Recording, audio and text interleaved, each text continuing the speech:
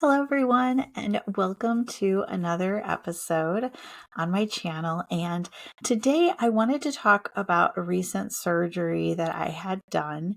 And I wanted to kick things off, though, for anybody who saw the last one I posted. Um, I was still on pain medication and I was still in a lot of pain. I was only 2 weeks post op. And so I thought I was doing a good job of recording, and I looked back on it today just to get a sense of, okay, where did I leave off? And I don't really know what to say except sorry. So back to today's video that I hope is going to be a little bit better because I'm feeling a little bit better. I am now almost at 4 weeks post-op. And once I rounded week 3, things really began to change for me. So, a little backstory is that I lost a lot of weight on my own over the last few years. And so I got approved by my insurance to have what they call a brachioplasty. And so it's pretty much getting rid of all the excess skin that's under the arms. And so that is why I am in these awesome ACE bandages all the time that go up. And then it goes down because if you start right about here and go this way and just follow the natural curve of your body, it's about 25 inches of sutures is what I have on both sides. And then since there was another step towards my transformation and they had enough time, because usually when you're under anesthesia, there's only a small amount of time they have as far as a window, depending on a number of circumstances.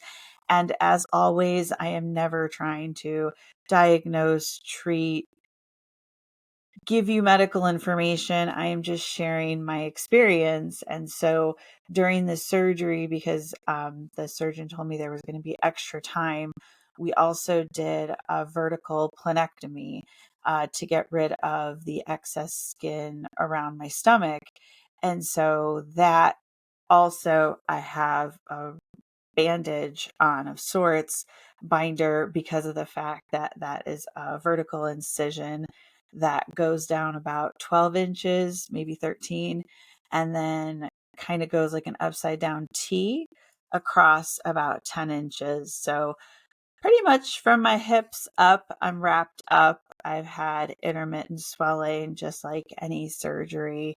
I'm looking forward to the next steps. The doctor said in another 2 weeks, I could move from these ACE bandages to compression sleeves. They have, I guess, these tops that they have. So I'm going to look up more on that. But just to get an idea, typically when you have swelling and inflammation, especially in a part of your body that you use, even when you try not to use, as I'm trying not to use my hands, but being part Italian, I have to use them when I talk. So they just keep on showing up here, but I'm not supposed to. So I'm going to try my best to keep my hands down. But, um, you know, as you swell and it goes down throughout the day, the ACE bandages, they just become unwrapped. And so part of my issue has been keeping them wrapped and to the strength, I guess, that they need to be wrapped, because the purpose of wearing the ACE bandages in this compression fashion is to get the lymphatic system to drain better, to get the swelling to subside, to make things like dissipate evenly. And that's what we're kind of going for.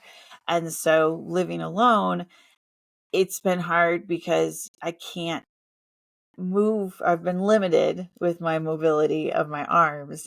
And so trying to wrap a bandage around my other hand was next to impossible. And so before my surgery, part of going to, I know I touched about this in another video, but prior to going and having the surgeries, I had all these pre-ops to make sure that, like, hey, is there anything I need to know? Is there anything I'm missing? Is there something better that I could do? And, keep the lines of communication going, like we've talked about.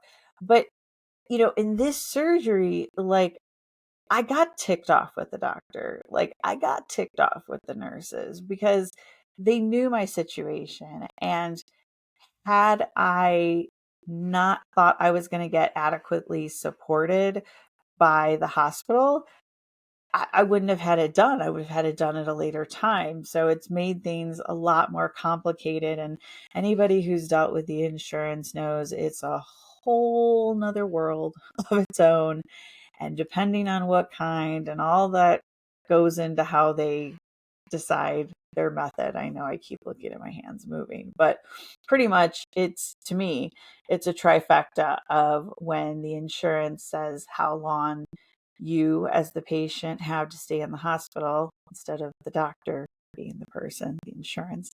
And then the doctor has to play the game of coding things correctly, documenting things correctly, especially if it's something that they want you to do that they know they're going to get pushback from the insurance. So there are some people that I have seen articles online that get the arm skin removal surgery done and they go home the same day. And there's some people that stay an extra day.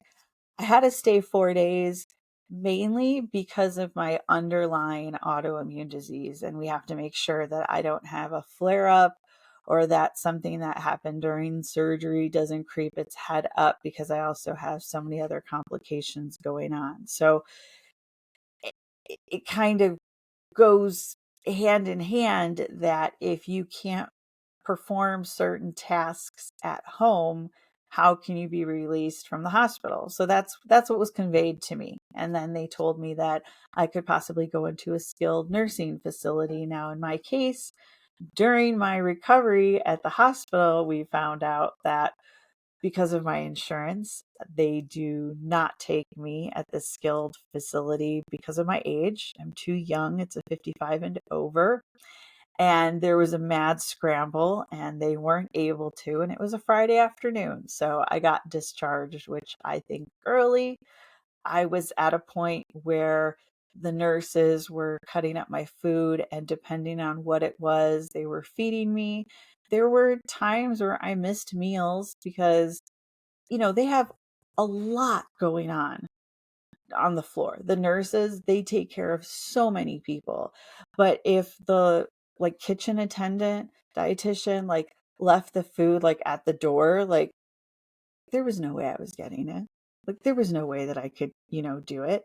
And bless their heart, by the time they got back from doing their rounds and they were like, "Oh my God, nobody came in to feed you." And it was like, right. And they're like, "Oh, well, I wish we could heat this up, but we can't." And I was like, "No, it's fine." And so they found me enough pudding and extra sandwiches in the bag that made up for it, so I didn't go hungry in the hospital. But upon my discharge, I was not able to cut up food on my own.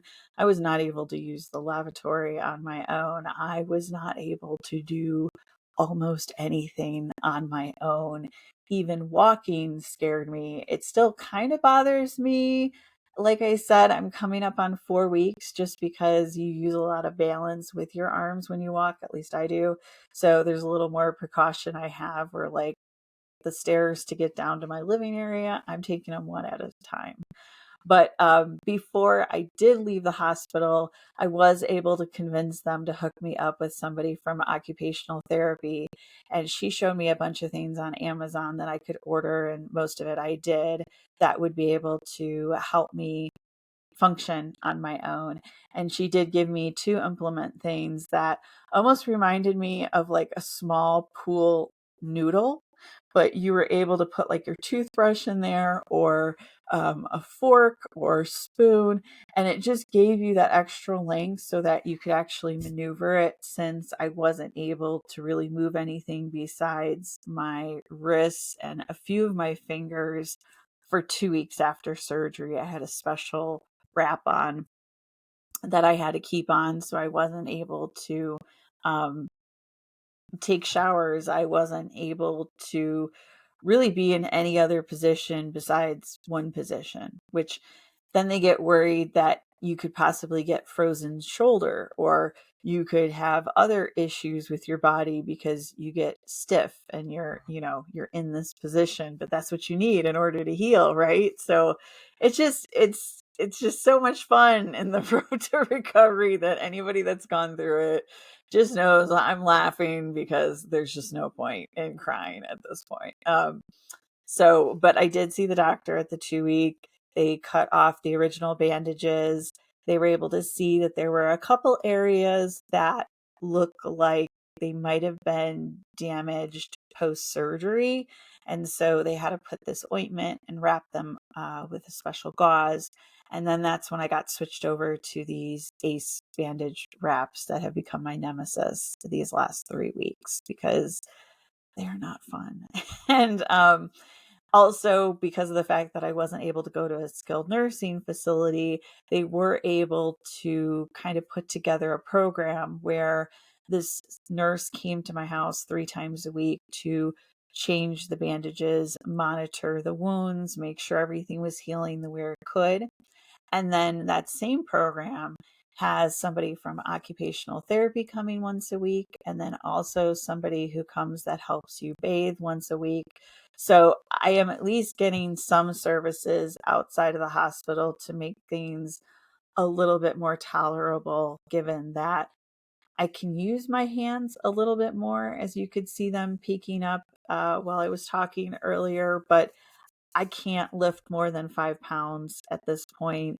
I'm not able to like really grab and reach, open a door, close a door. I can kind of grab a handle. Um, but it's been small progress. Every few days I notice a difference.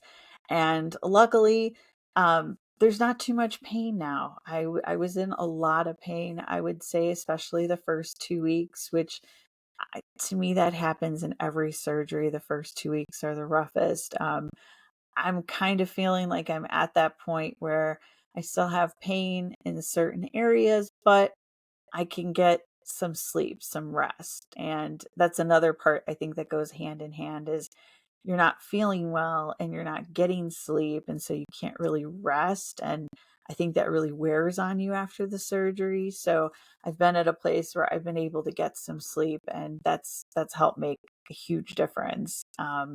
Last weekend, I had some friends stop by and visit for a short amount of time. And it was just so nice to feel that connection and just not think about the fact that I've been in this room for the last couple of weeks. And after the appointment with the doctor, realizing it's going to be another 4 weeks, it was really just nice to get something different happening and a change of pace. So, just remind yourself that you have to reach out to people. And as the I'll be texting someone when I started to be able to use my thumbs, and hey, I can't text a lot, but how are you, and let's talk about something. Or I was able to maneuver the phone and put them on speakerphone and have some conversations, and it just kind of took me out of the mode I was in, which was, just uncomfortableness and pain that comes with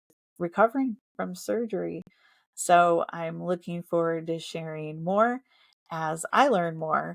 And I hope everybody has a great rest of your week. And as always, if you have comments or questions, leave them below. Thanks so much.